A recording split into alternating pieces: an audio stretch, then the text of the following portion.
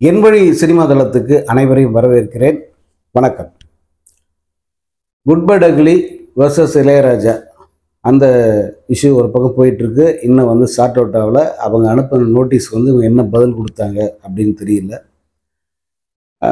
பதில் கொடுத்தா எப்படின்னா, அவர் கேட்ட காம்பன்சேஷன் பேச்சுவார்த்தை பண்ணி அந்த காம்பன்சேஷனில் அவர் கேட்டதை கொடுக்கணும். அதே போல் பகிரங்க மன்னிப்பு கேட்கணும். அப்படி இல்லைன்னா கோர்ட்டில் கேஸ் நடக்கும். இவங்க வரப்போகிற விளைவுகளை சந்திக்க வேண்டியிருக்கும். காரணம், இந்த வழக்கு பொறுத்த வரைக்கும் 100% இளையராஜாவுக்கு ஆதரவான தீர்ப்பு வருவதற்கான வாய்ப்பு இருக்கிற வழக்கு இது.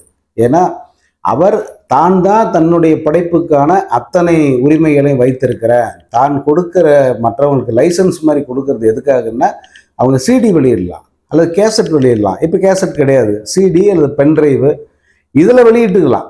அவ்வளோதான். யூடியூப்பில் கூட அவங்க வெளியிட முடியாது. யூடியூப்பில் வெளியிடுறதுக்கான உரிமையை கொடுத்தா தான் வெளியிட முடியும், இல்லைன்னா அது அவரே வச்சுக்கலாம். இதெல்லாம் ஏஆர் ரஹ்மானுடைய ஒப்பந்தத்தை பார்த்தீங்கன்னா இது எல்லாமே அதில் இருக்கும். ராஜா சாரோட ஒப்பந்தம் பழசில் அதெல்லாம் கிடையாது. ஏன்னா அப்போ இந்த ஓடிடி கிடையாது, அல்லது யூடியூப் கிடையாது, டிஜிட்டல் ரைட்ஸ் கிடையாது, இதெல்லாம் இப்போ இல்லை. இப்போ தான் இதெல்லாம் ஒரு பூம் ஆகி வந்திருக்கு. இப்போ தான் அவரும் சுதாரிச்சுக்கிட்டு ஒன்றொன்னா ஸ்ட்ரீம்லைன் பண்ணி அவர் கண்ட்ரோல் கொண்டு வந்துட்டு இருக்காரு. இது புரியாமல் தான் கண்டவனம் வாய்க்கு வந்தெல்லாம் பேசிக்கிட்டு இருக்கான். அது ஒரு பக்கம் இருக்கட்டும். இந்த வழக்கு நிச்சயமாக அவங்க சமரசமாக போகலைன்னா, அவர்கிட்ட பேச்சுவார்த்தை நடத்தி சமரசமாக போகலைன்னா, இளையராஜா கேட்ட தொகையை உண்மையில் அவர் கேட்டது ஒரு அடையாள ஒரு தொகை தான். அது ரொம்ப கம்மி. அது நியாயமாக ஒன்றும் இல்லை. விடாமுயற்சி, இப்போ இதே அஜித் படம் தான். விடாமுயற்சி வந்தது இல்லையா? இந்த விடாமுயற்சி அவங்க ஒரு படத்தில் இருந்து தான், இங்கிலீஷ் படத்தை காப்பி அடித்து தான் அந்த கதையை அவங்க உருவாக்கியிருந்தாங்க.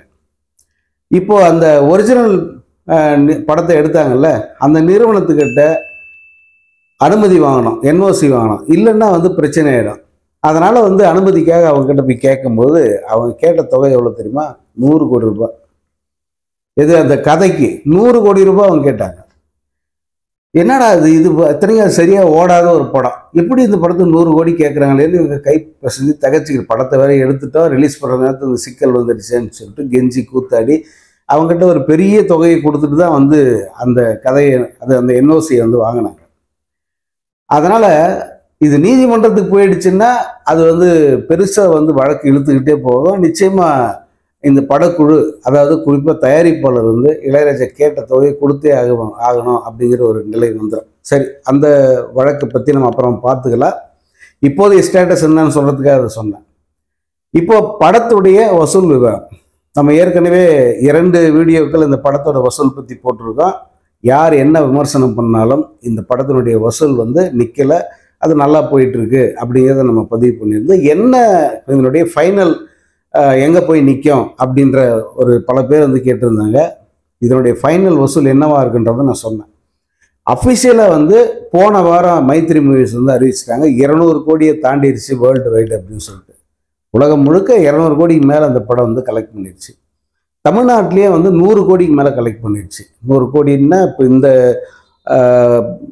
இப்போ இன்றைக்கி படம் ரிலீஸ் ஆகி 15 நாள் கரெக்டாக. இந்த 15ஆவது நாள் தமிழ்நாட்டில் மட்டுமே அந்த படம் 130 கோடி வரைக்கும் வசூல் பண்ணியிருக்கு.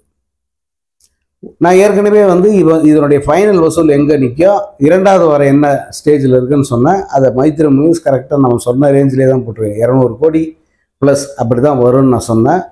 அந்த விளம்பரமும் பார்த்தீங்கன்னா 200 கோடிங்க தான் போட்டிருந்தாங்க. இப்போது இந்த வாரம் அடுத்ததாக நான் இந்த சனி ஞாயிறு நல்லா போச்சுன்னா நிச்சயமாக படத்துக்கு வசூல் இன்னொரு 50 கோடி கூடுதலாக வரும் அப்படின்னு சொல்லியிருந்தேன். இந்த வாரம் அந்த படம் 250 கோடி அப்படிங்கிற அந்த இலக்கை ரீச் பண்ணியிருக்கு. தமிழ்நாட்டை பொறுத்த வரைக்கும் 130 ப்ளஸ் அப்படிங்கிற அந்த வசூல் இலக்கை தொட்டிருக்கு. அஜித் படம் அந்த வசூல்லையே இதுதான் ஹையஸ்ட்.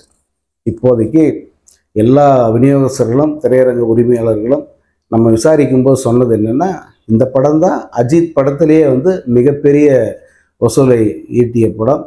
அவர் கேரியர்லேயே நம்பர் 1 இந்த படம் தான் அப்படின்னு சொல்லியிருக்காங்க.